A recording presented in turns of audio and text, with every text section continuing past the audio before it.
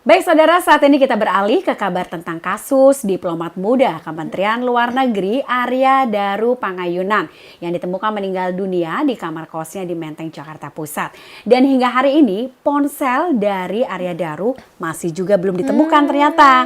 Sementara penyidikan tetap berjalan dengan penuh. Loh, awalnya polisi bilang katanya nggak ada barang yang hilang tuh, Non.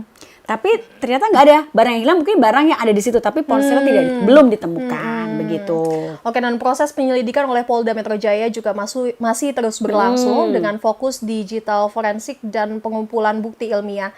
Kasus ini juga dimulai pada Selasa pagi 8 Juli ketika Arya Daru ditemukan meninggal di kamar kosnya di Jalan Gondang Dia Kecil, kawasan Menteng.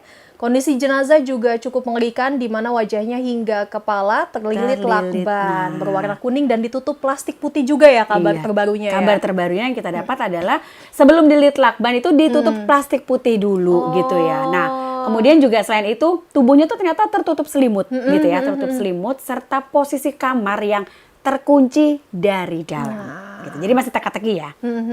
Namun sebelumnya CCTV merekam Arya Daru pada malam 7 Juli sekira pukul 11:30 malam meninggalkan kamarnya sambil membawa kantong plastik hitam lalu kembali tanpa kantong tersebut. Kemudian sekira pukul 9:30 ia juga terlihat naik ke rooftop gedung Kemenlu dan berada di sana selama 1 jam 26 menit.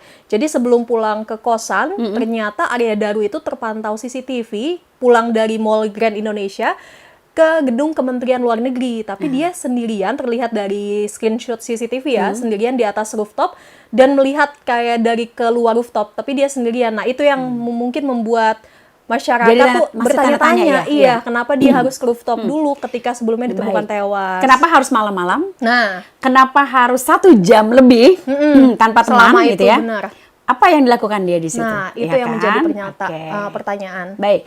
Barang-barang korban pun nyaris tidak ada yang hilang deh ternyata pada saat penyelidikan berlangsung. Kemudian menurut Polda Metro Jaya juga tidak ditemukan bukti adanya perampasan atau tindak pidana yang jelas dari barang-barang di lokasi tersebut. Berarti kalau perampokan mungkin tidak ya? Kayaknya sih enggak ya, karena rapi kan, kamarnya itu tetap rapi gitu ya. Namun demikian yang masih menjadi misteri utama adalah ponsel Arya hilang. Yang sedang dicari sampai saat ini ya. Kalau bukan perampokan kenapa ponselnya hilang kalau bukan pembunuhan kan? Dan hingga tanggal 25 Juli ponsel tersebut juga belum ditemukan oleh kepolisian. Polda Metro Jaya juga menyatakan bahwa hilangnya ponsel tidak menghambat penyelidikan karena jejak digital lain seperti laptop dan CCTV sudah cukup membantu. Baik, selain itu Polda Metro Jaya juga sudah mengambil alih kasus ini sejak 10 Juli yang lalu dan penanganannya dilakukan oleh Ditreskrimum dengan supervisi langsung dari Kapolda Metro Jaya Irjen Karyoto. Hasil laboratorium forensik mulai dari otopsi, histopatologi, toksikologi dijanjikan akan selesai dan diumumkan dalam 1 pekan ini. Agak lama juga sih ya. Kapolri Jenderal Listio Sigit Prabowo juga menegaskan pentingnya pendekatan scientific crime investigation, menyebut penyidik bekerja keras dan tidak terburu-buru dalam menyimpulkan apakah kematian Arya ini berkaitan dengan tindak pidana atau bukan. Oh, ternyata arahan Kapolri juga jangan buru-buru daripada nanti salah menentukan penyebab kematian. Agak sensitif soalnya ya, karena ini beda banget ya, meninggal itu karena kelilit lakban karena jarang terjadilah di Indonesia ya. Dari pihak Kompolnas, Komisioner Khairul Anam menyatakan bahwa meskipun ponsel korban tidak ditemukan, petunjuk digital lain juga sudah cukup kuat. Namun penyebab pasti kematian tetap menunggu hasil otopsi dan pemeriksaan lanjutan.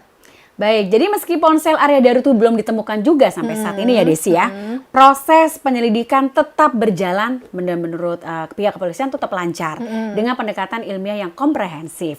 Publik dan juga keluarga masih sangat menanti hasil forensik yang diharapkan bisa dengan jelas menjelaskan sejelas-jelasnya. Apakah ini kasus bunuh diri, kriminal, atau penyebab lain yang masih misterius sampai sekarang.